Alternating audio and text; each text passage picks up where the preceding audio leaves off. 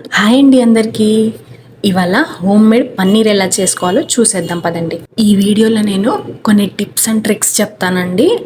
అస్సలు మిస్ అవ్వద్దు, వీడియోని లాస్ట్ వరకు చూడండి. ముందుగా నేను ఒక 1/2 లీటర్ పాలు తీసుకున్నానండి.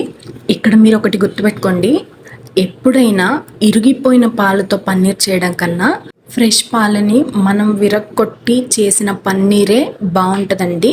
ఇదొకటి గుర్తుపెట్టుకోండి. సరే మరి, ఇప్పుడు పన్నీర్ ఎలా చేయాలో చూసేద్దాం రండి. ముందుగా స్టవ్ ఆన్ చేసుకోవాలండి. స్టవ్ ఆన్ చేసుకొని పాల గిన్నెను పెట్టుకోవాలండి, సిమ్లోనే పెట్టుకోవాలి.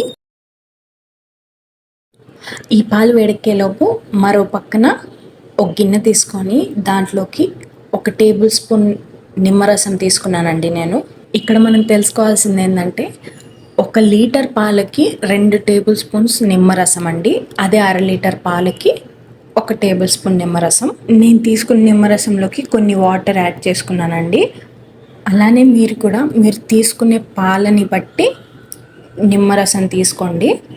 ఇప్పుడు దీన్ని ఒక పక్కన పెట్టుకోండి. మనం వెళ్ళి పాలను చూద్దాం రండి. పాలు ఆల్రెడీ పొంగు పట్టేసినాయండి, చూడండి కాగుతున్నాయి బాగా. నేను గేదె పాలు తీసుకున్నానండి పన్నీర్ చేయడం కోసం.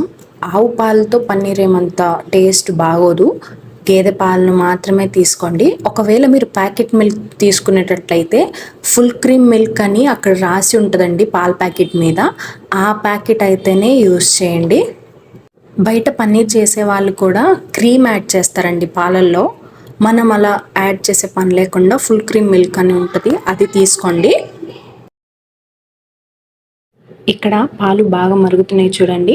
ఇక్కడ ఒక టిప్ ఏంటంటే, పాలు ఎంత బాగా మరిగితే అంత మంచిదండి. పచ్చివాసన రాదు పాలల్లోంచి. పచ్చివాసన రాకుండా పన్నీర్ చాలా బాగుంటుంది. పాలని బాగా మరగనివ్వాలండి, ఒక 5-10 నిమిషాల వరకు. పాలను అలా కలుపుతూ ఉంటే పొంగు పైకి రాదండి, లోపల లోపలే మరుగుతూ ఉంటాయి పాలు. గుర్తుపెట్టుకోండి ఇదొకటి.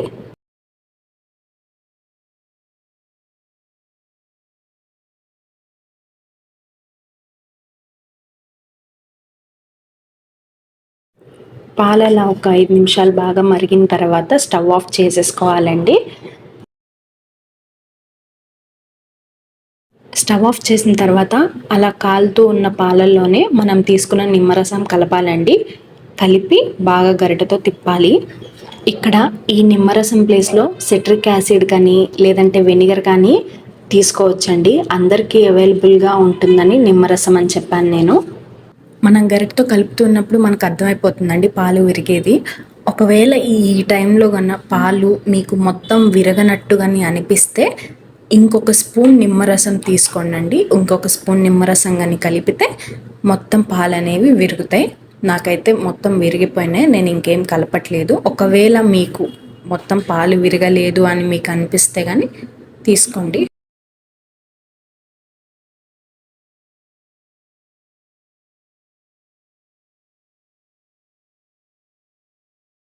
ఇక్కడ మీకు ఇంకొక టిప్ ఏంటంటే, పన్నీర్ సపరేట్ అయ్యాక నార్మల్ వాటర్ కానీ ఒక గ్లాస్ కలిపితే స్మూత్గా వస్తుందండి పన్నీర్.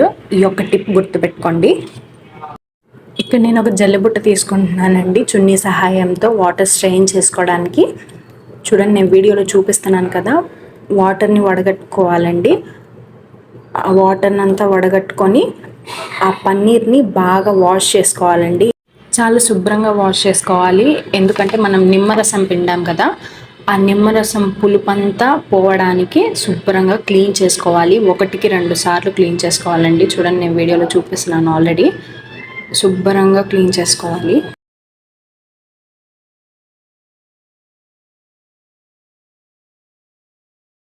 ఇప్పుడు ఆ మిగిలిన వాటిని కూడా తీసేసుకోవాలండి. బాగా ప్రెషర్ పెట్టకూడదు, లైట్ వెయిట్తో ఆ మిగిలిన వాటర్ అంతా ప్రెస్ చేసుకొని పోగొట్టుకోవాలి. నేను వీడియోలో చూపిస్తున్నట్టుగా చేయండి, ఎక్కువ ప్రెషర్ పెట్టకుండా. ఇలా ఒక 2 టైమ్స్ క్లీన్ చేసిన తర్వాత ఒక గిన్నెలోకి వాటర్ తీసుకొని వీడియోలో చూపిస్తున్నట్టుగా క్లీన్ చేసుకోండి.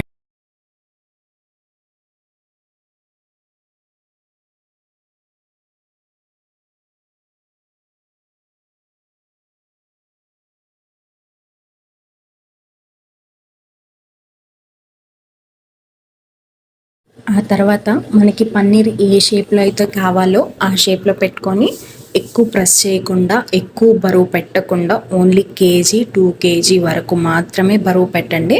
చూడండి, నేను ఇక్కడ ఒక చిన్న రోల్ పెడుతున్నాను. మరీ ఎక్కువ బరువు పెట్టినా కానీ పన్నీర్ అనేది అప్పడంలా అయిపోతుందండి. ఇలా బరువు పెట్టిన తర్వాత ఒక 2 hours దాన్ని కదిలీకుండా వదిలేయండి. దాంట్లో ఏమైనా ఎక్స్ట్రా వాటర్ ఉన్నా కానీ వచ్చేస్తుంది బయటకి. పన్నీర్ అనేది తయారవుతుంది. ఒక 2 hours తర్వాత ఎలా ఉందో చూద్దాం రండి. చూసారా పన్నీర్ ఎలా వచ్చిందో? నాకు కట్ చేస్తున్నాను చూడండి నేను వీడియోలో. చాలా స్మూత్గా వచ్చిందండి నాకు పన్నీరు.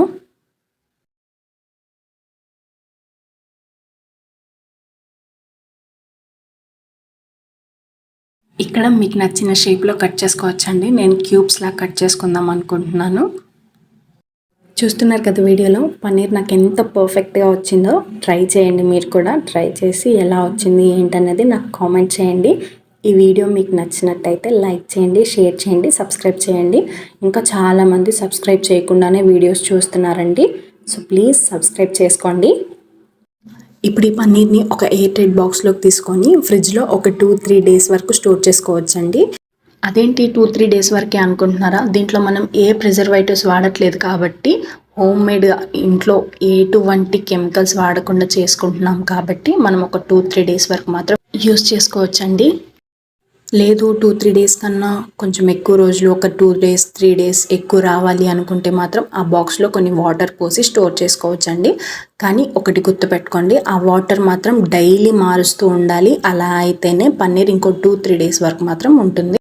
అప్పటికప్పుడు మనం పన్నీర్ తయారు చేసుకొని కుక్ చేసుకోలేం కాబట్టి ఇలా ముందు రోజే చేసుకొని పెట్టుకుంటే నెక్స్ట్ డేకి బ్రహ్మాండంగా వండుకోవచ్చండి.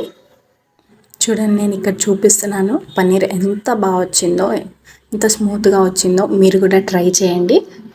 Thanks for watching.